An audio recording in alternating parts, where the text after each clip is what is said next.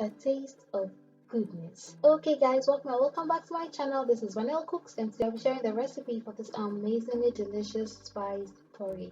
So, if this sounds like something you're interested in, please do the needful so we can get to it. Have you done it?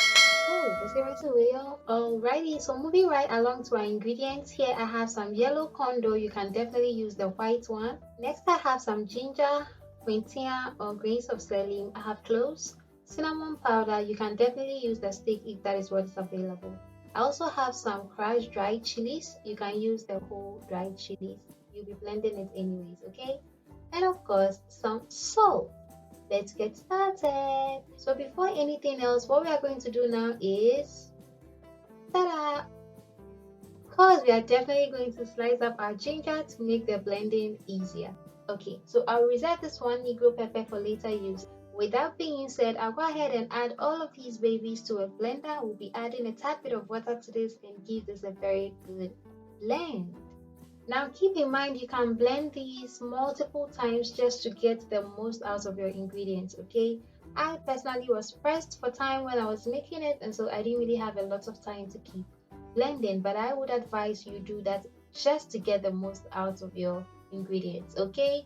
So next I'll go ahead and strain my blended up ingredients into my cooking pot just like you're seeing here. Enjoy!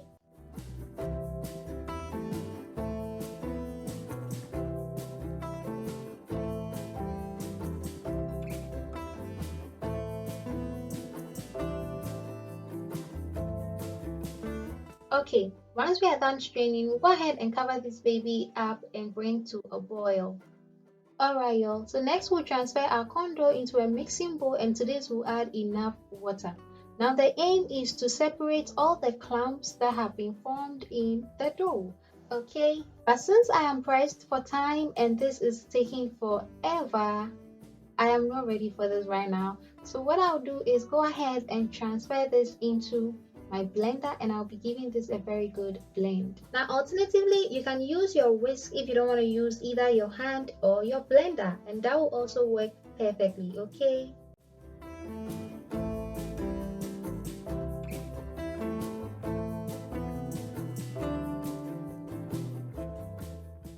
Once beautifully blended, our next step is to go ahead and strain the liquid.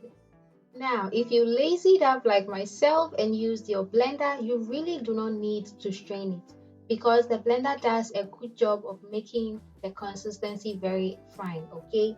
However, you can definitely opt out of straining if you want to. I just wanted to strain, and so that is exactly what I did.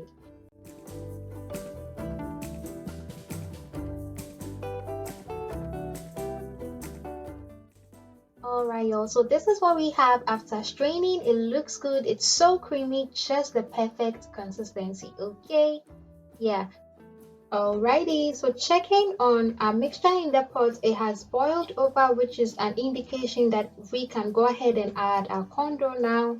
So that is exactly what we will be doing. Just like so, just look at that. Oh my goodness, just look at that. I absolutely love this color. Beautiful. So all that is left now is to go ahead and stir until it is very well cooked. But before we come in to season with our salt, we will be stirring this for about 5 minutes on medium-low heat.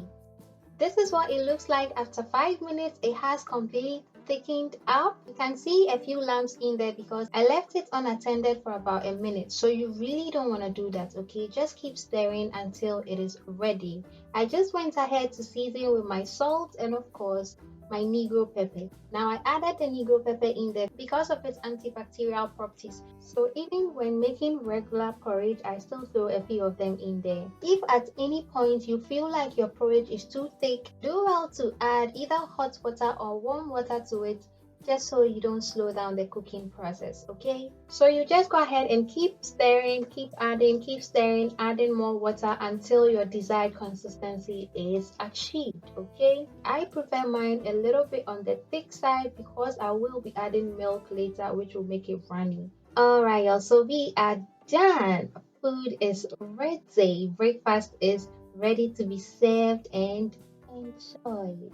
Serve with your favorite sweetness and milk or not. You can even enjoy it as is. if you're into that kind of thing. As for me, I will definitely add some sugar and some milk and some groundnuts if you can find any around. Okay.